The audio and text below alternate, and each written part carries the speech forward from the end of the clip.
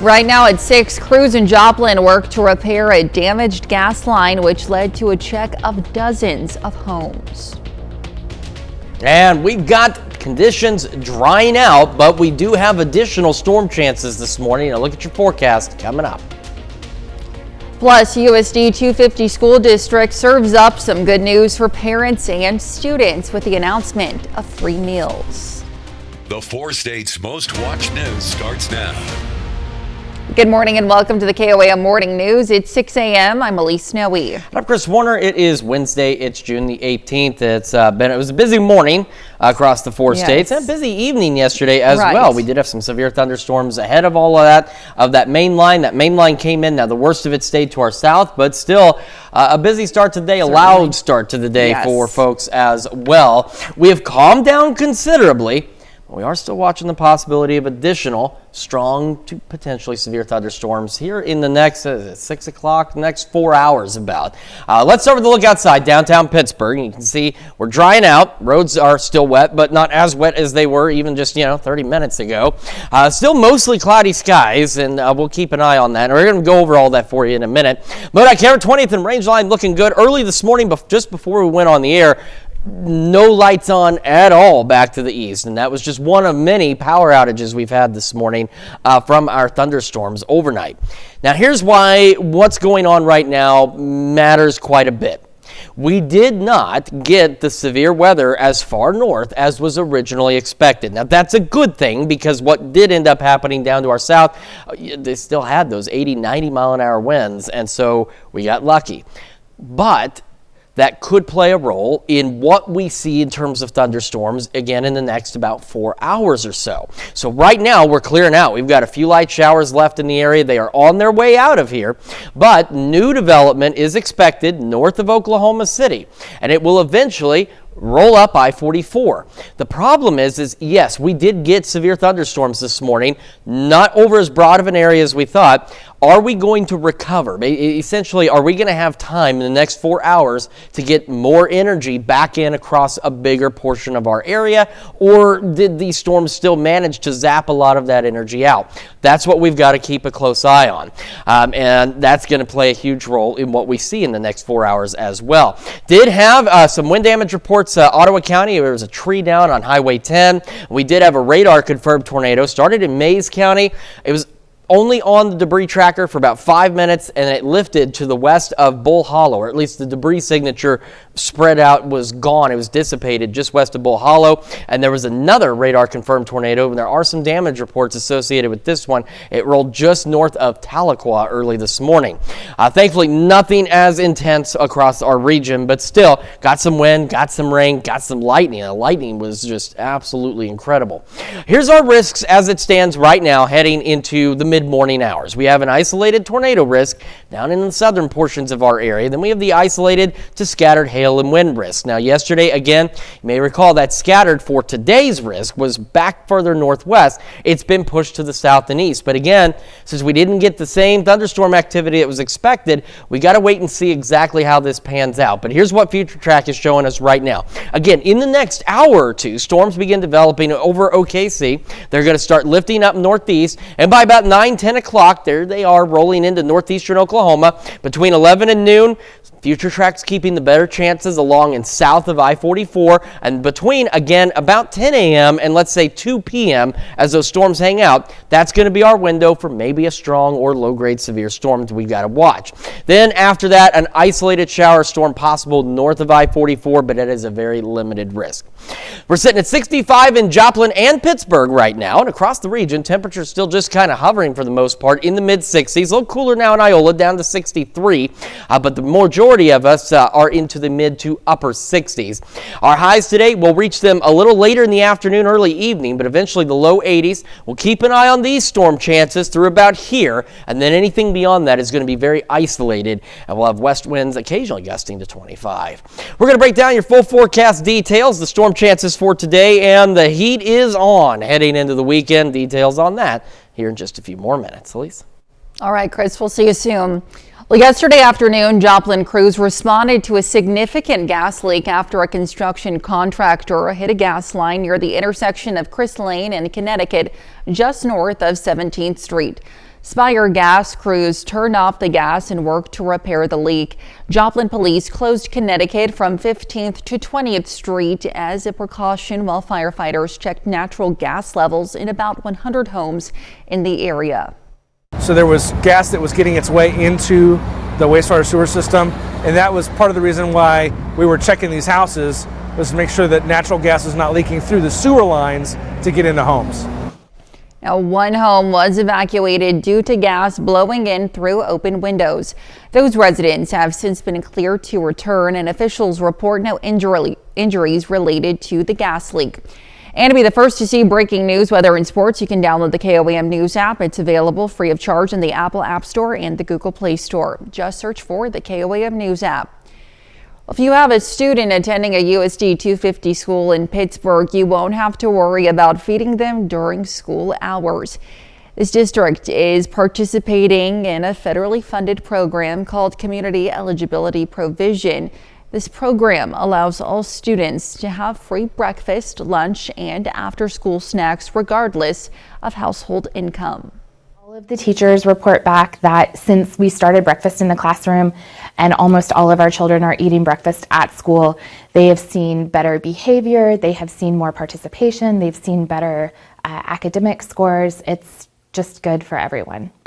The CEP will begin in the fall of this year, and faculty are currently working on ways to make the process run smoothly. And one area organization says there's a need for more foster families in Southeast Kansas. According to the latest data from the Kansas Department for Children and Families, in Southeast Kansas, there's an average of 632 children placed out of their homes. More than 47% of those children were placed in foster home. The family initiative, known as TFI, is a nonprofit that works with and provides resources for area foster families. Staff say they are seeing a need for more foster families in Southeast Kansas for area children entering the system. And that's a look at this morning's top stories and weather in our first 7 minutes. Coming up on the KOAM Morning News. Purdue Pharma and its owners have agreed to a multi-billion-dollar settlement with all 50 states. Plus, President Trump faces a critical choice on joining Israel against Iran as pressure mounts from allies and as the conflict escalates. And we're tracking rain chances for today. We'll have what to expect with Chris Warner in the Skywatch Weather Center. You're watching the KOAM Morning News. We'll be right back. Well, putting a spotlight on a debilitating disease of the brain and spinal cord, a man from Las Vegas who has multiple sclerosis ran 160 miles across Nebraska to raise awareness and research funding for MS. Now, his run was part of a national relay devoted to the cause. Anthony D'Agostino reports. I was diagnosed 14 years ago, and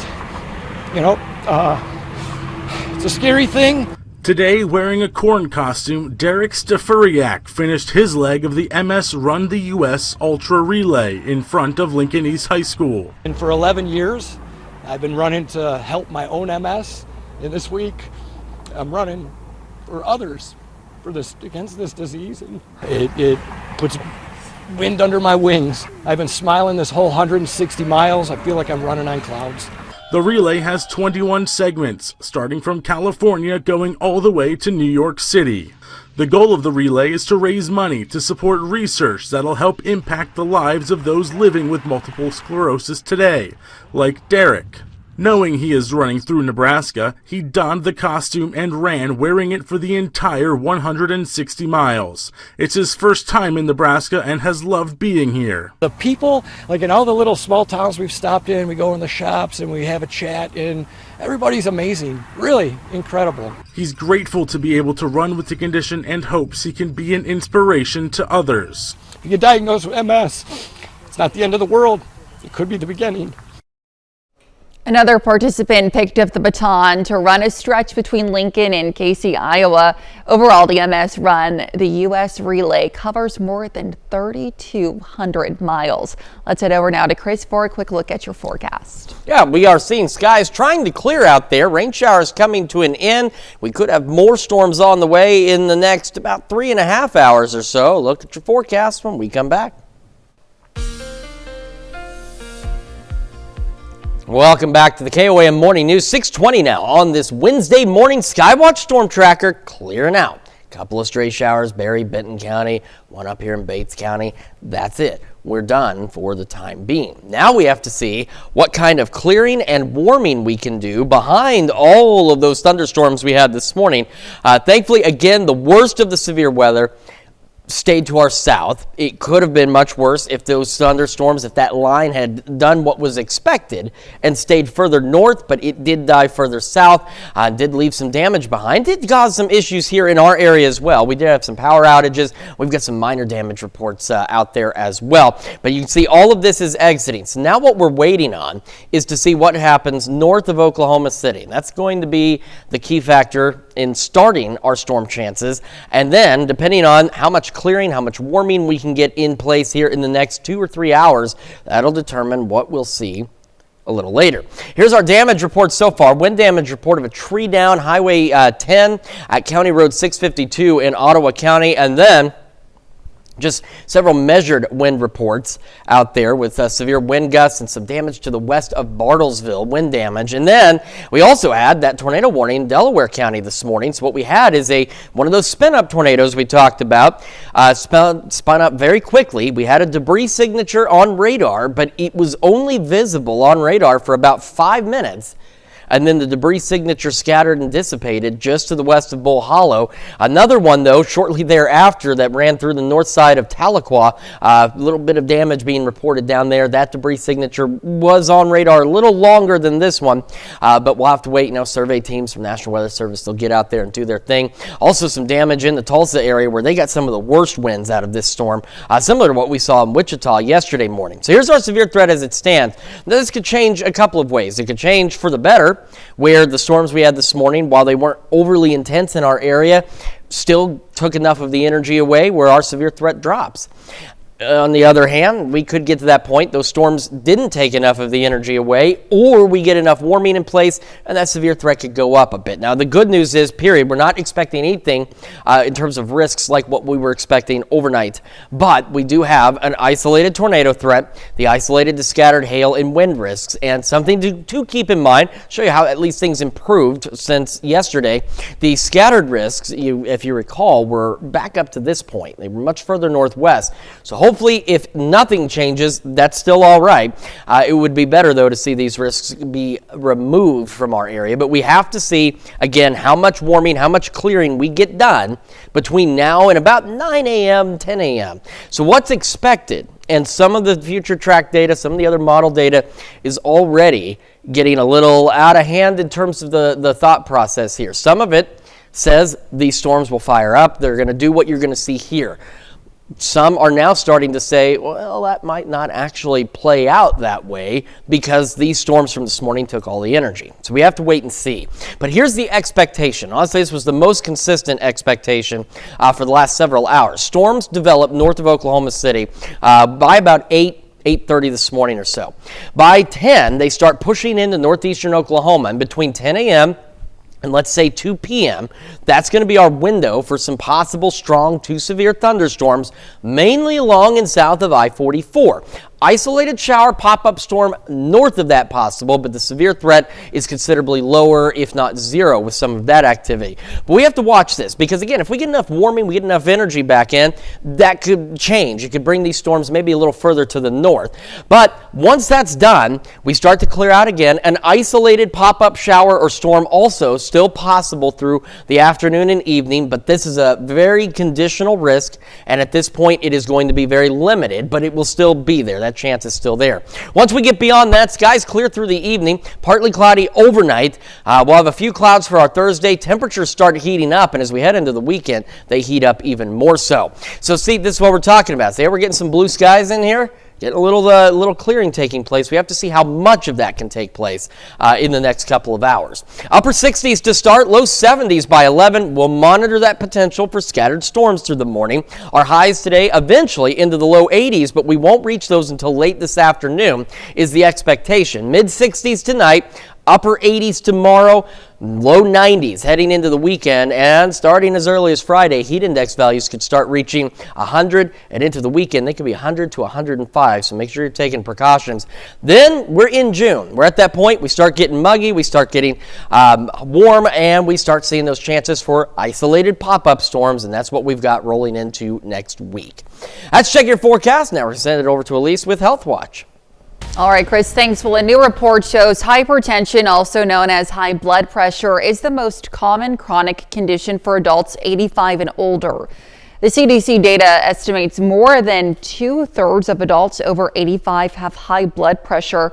The report also found more than half of adults over 85 suffer from arthritis, and nearly half have high cholesterol. Well, cannabis use could potentially double the risk of death from cardiovascular disease.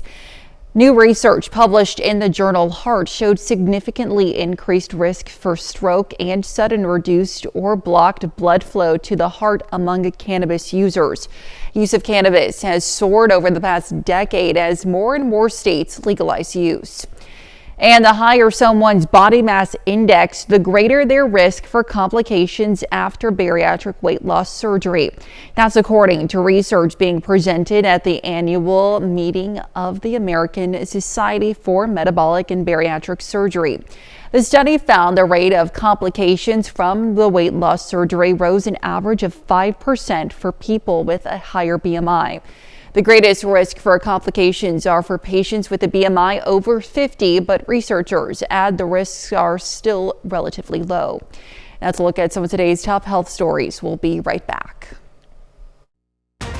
Right now at 6:30, a Joplin Science Center serves up an annual Thanksgiving tradition.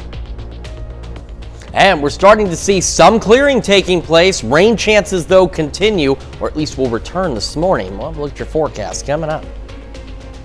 Plus, Bright Futures Joplin celebrates 15 years of helping kids with food, clothing, and shelter. We'll take you to the party. The 4 states' most watched news starts now.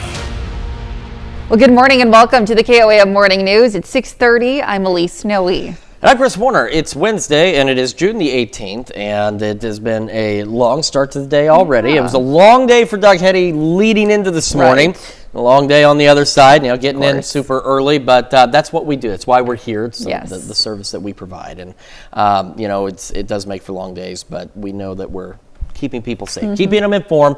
Very important stuff that we try to do for you, and we do have the chance for some additional strong to possibly severe thunderstorms as we head through the morning. And I'm going to tell you one of the main factors complicating these chances is what you're going to see right now from downtown Pittsburgh, and it is the sunshine, the clearing. You guys at home, you've lived here long enough. If you are new, or maybe severe weather is not something you always deal with, the sunshine here is going to be one of the biggest factors in determining what happens in roughly the next 3.5 hours. All right, it's 6:31. We're talking about 10 a.m. The storms we got severe storms, but they stayed further south than what was expected. So we didn't get the severe weather further north. Pittsburgh, for example, you got heavy rain, got a lot of lightning, got some gusty winds, but nothing severe. And north of that, nothing severe either overnight and early this morning. So the question now is, was there any energy left over? And if we get some sunshine like this, will we get enough new energy in place for storms in about the next 3.5 hours? And we're going to go over that as well for you. All right, MoDOT camera 20th and range line. Again, a little cloudier in Joplin, but you can see it is trying to clear out there. In fact, our camera at 7th and range line still showing some of that clearing taking place. Precipitation-wise, just about done. There's a couple of showers, Bates County. Itty-bitty little sprinkles in parts of southeastern Berry County. That's it. So we are stopping the rain. All of this has fizzled out. In fact, that big line of storms, even as it kind of hit the 69 corridor, began to die pretty quickly as well. Did cause some problems, though, down south. Excuse me. And we did still have some severe thunderstorms in our area, just not as bad as what was originally expected. And that's a good thing. It's good that they were not as severe as expected. But Did have a tree down in Ottawa County, and we had a couple of radar-confirmed tornadoes. One tracked a little bit into parts of Delaware County, lifted to the west of Bull Hollow, and another one tracked along the north side of Tahlequah, just south of our immediate area here. And wind damage reports coming in also from the Tulsa area. So here's where our severe threat stands right now. This is something, if you remember yesterday, this scattered risk area was further back to the northwest. In fact, we even had a scattered tornado risk that was a little bit further up there. It's been reduced. We have just the isolated tornado threat. We still have the scattered wind and hail risks, but they're a little further south and east because there was the expectation of these storms kind of overworking the atmosphere, sucking all that energy out. They didn't completely do that, but if we don't get enough sunshine, even though we're getting some, if it doesn't warm enough, it will have an impact on how these storms form. What's expected, at least right now, storms in the next hour or so develop north of Oklahoma City. By about 9:30, 10, they start pushing into our neck of the woods. They're looking to stay mainly along and south of I-44, and between about 10 a.m. and 2 p.m. is going to be our window for some strong, potentially severe thunderstorms. That's what we have to watch. Outside of that, north of I-44, an isolated shower storm through the late evening is possible. Not anticipating any severe weather with that activity, though. We're at 65 in Joplin and in Pittsburgh, and around the region, temperatures haven't moved a lot. We do have Iola, Yates Center, Monette, you've dropped a bit, you're down to 63. Most of us, though, still sitting around the mid-60s. We will eventually hit highs late this afternoon into the early evening into the low 80s, and we'll keep an eye on these scattered thunderstorm chances for you. On top of that, we also have west winds gusting to 25. So we got to watch this activity. We got to see how much energy we get back in, and that'll determine what kind of storms we get here in about, again, the next 3.5 hours. We'll have more on that and the big warm-up on the way in the full forecast here in just a few more minutes. Elise? All right, Chris, thanks. Well, a Thanksgiving tradition in Joplin enters a new chapter. The Schroeder Family Explorium announced yesterday morning it has acquired the annual Joplin Turkey Trot presented by Freeman Health System. The event will still feature a 5K and 1 mile fun run on Thanksgiving morning, but it will now serve as a fundraiser for the Explorium's STEAM education programs. Organizers say proceeds will help fund hands-on exhibits, outreach, and scholarships. In the past years, it started down in front of City Hall, but because we've now taken it on as our signature event, we're going to start it here in front of the Explorium because we can engage those families, get them maybe inside, checking out some of the exhibits and playing with us before they run. And I want to announce Registration opens in July with the race set for November 27th, starting and ending at 300 South Main in downtown Joplin. Bright Futures Joplin celebrated their 15th birthday yesterday with a ribbon cutting. The event was held at Joplin School's Memorial Education Center in the recently renovated cafeteria. Bright Futures Joplin helps students in need by providing clothing, food, and shelter so they can focus on learning. The Columbus Public Library held a groovy day for some area kids as KOAM photojournalist Ty Parks shows us the historic library invited the kids to make tie-dye shirts. so put a lot on there. You got to put a lot on there. You got to. During the summer, there's a lot of kids that don't have a lot of activities. There are different programs that are available for them, but not all of them can participate. This is free to all of the children in the area. Just give them something to do, and it's something that they can do even after this event. It's a pretty simple process. Once they learn that, it's available to them at all times. If you don't care if your hands get colored, most people don't seem to. And I'm probably going to help you because your mom will shoot me if you get this on your... Lauren, our librarian, she plans all of the activities, and then different people on the board and different community people come and help do the activities. So this was selected by our librarian. Add some over here. Next, and then what? Just add some purple in it. Okay. Just to have fun. It's just a fun process, and give them a little color theory. If they get colors mixed together, you know, you have your primary colors, you can make secondary colors and intermediate colors. So it's a learning experience and just learning the process, and again, just to have fun. So if you'll follow the Columbus Public Library on Facebook, there's all kinds of events year-round that the library does here. And that's a look at our top news stories coming up this half hour on the KOAM Morning News.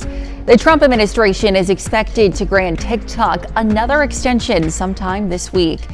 Plus, Amazon has announced its Prime Day dates. We'll have the details. You're watching the KOAM Morning News. We'll be right back. In Consumer Watch this morning, raising the minimum wage has long enjoyed widespread popularity among Democrats, but now one Republican senator from Missouri is crossing party lines and proposing to raise the federal minimum wage to $15 an hour. Jen Sullivan looks at the pros and cons. A proposal to raise the federal minimum wage to $15 an hour is gaining traction. The minimum wage hasn't increased in 15 years. Republican Senator Josh Hawley of Missouri has teamed up with Democratic Senator Peter Welch of Vermont to introduce the legislation. I just think it's basic justice. It's time to give American workers a raise. Right now, the federal minimum wage is $7.25 an hour and hasn't been raised since 2009. This proposal would be more than double that rate. Several states, though, have voted to raise their minimum wages. The highest minimum wage is in the District of Columbia at $17.50 an hour, followed by Washington State, $16.66 an hour, and California's minimum wage, $16.50 an hour. But many states just use the federal minimum wage as their own. According to the Bureau of Labor Statistics, that $7.25 in June of 2009 would be equivalent to $10.81 in 2005 when you factor in inflation. And while inflation has cooled recently, according to a recent federal report, one financial expert responding to the latest consumer price index number said Americans still feel like the cost of living is high. Most people are most likely not looking at a purely economic sentiment reading. They're taking the assessment of their whole picture. Here's the concern of raising the federal minimum wage. A few years ago, when the Congressional Budget Office looked at what a similar hourly increase would do to the economy, they found some low-wage workers could become jobless as business owners hired fewer workers due to rising labor costs. For Consumer Watch, I'm Jen Sullivan. Well, TikTokers can breathe another sigh of relief. The White House says President Donald Trump will sign an order delaying the enforcement of the bipartisan law that would effectively ban the video sharing platform in the U.S. Now, the law requires TikTok to separate from Chinese parent company ByteDance, though so far a deal has been elusive. Now, this is the third time that the Trump administration has granted TikTok an extension. But Amazon is hoping to turn some of numbers around. The e-commerce giant has announced its Prime Day date or dates spanning from July 8th to July 11th.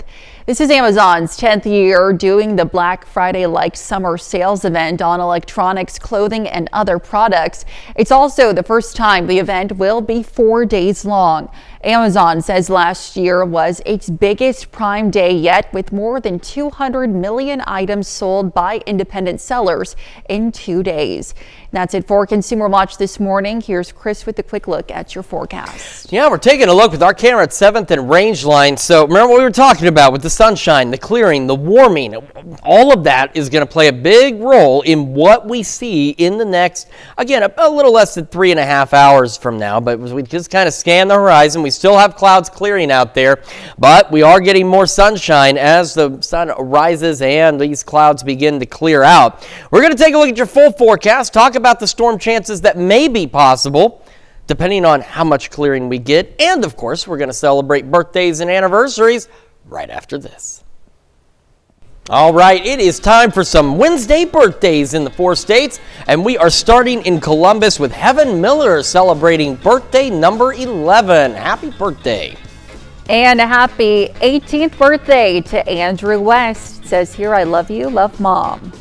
And in Pittsburgh, Chris Norris celebrating birthday number 43 today. Very happy birthday to you. And in Chanute, happy 81st birthday to Glenda McCarty.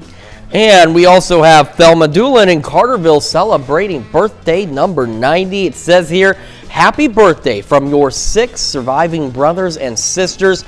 We are very proud of you, and a very happy birthday to you, Thelma.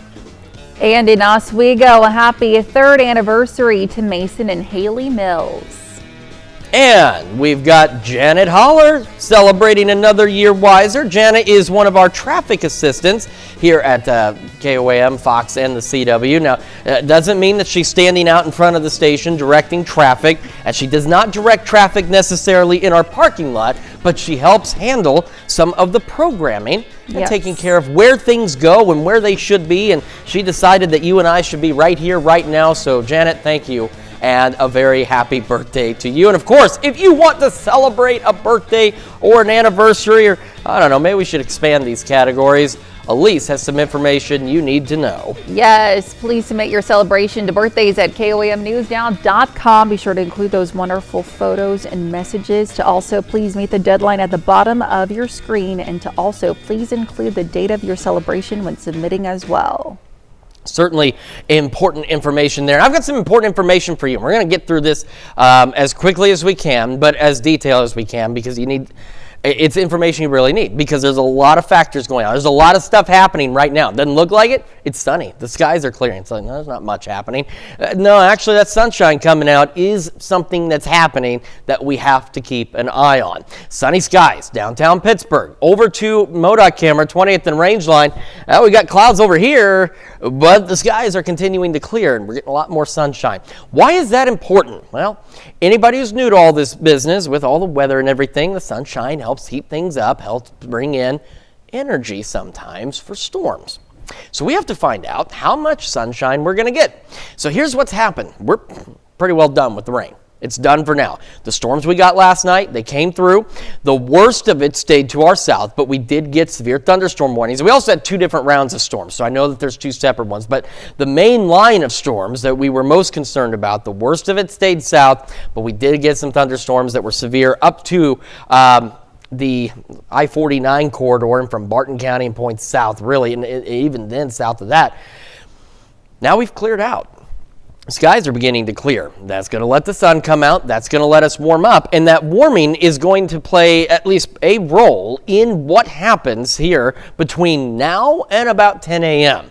So things are clearing out. We've got that moving on out. The lines of storms that went through our area earlier are gone. This line of storms is producing some severe thunderstorm activity now southeast of Oklahoma City, but it's moving away. Why does this line matter? Because on its backside, here in the next hour or so, we're expecting development north of Oklahoma City that will eventually swing in and head northeast along I-44. We're going to go over those details with you in just a moment. A quick reminder, though, we did have a tree down in Ottawa County, Highway 10 and County Road 652. And then, of course, we had the radar-confirmed tornado just into Mays County, only on radar for about 5 minutes or so. It was a debris signature, but it did track into parts of western Delaware County before the debris signature just kind of dispersed to the west of Bull Hollow. And then another one outside of our immediate area, but that tracked on the north side of Tahlequah, getting some damage reports there and damage reports around the Tulsa area, damage to the Promenade Mall, I think specifically their Hollywood theaters there. So again, the worst of it stayed south of us. Here's our severe risks for today. Now, a quick reminder.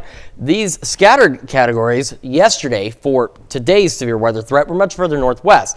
They've been retreated southeast. That's good. We need them to stay there. Honestly, we need them to go away. But we do have an isolated tornado risk, and then the isolated to scattered wind and hail risks.